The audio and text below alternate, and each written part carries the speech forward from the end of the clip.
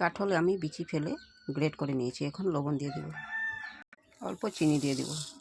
লবণ চিনি দিয়ে মিক্স করে আটা দিয়ে দেব। আটা দিয়ে মাখা হয়ে গেছে। এখন আমি বড়া বানিয়ে নিব।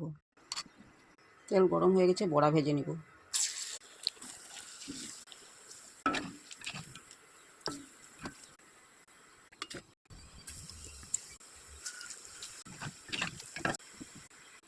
কাঠলের বড়াগুলি আমার হয়ে গেছে। রেসিপি ভালো লাগলে লাইক শেয়ার করবেন। Thank you.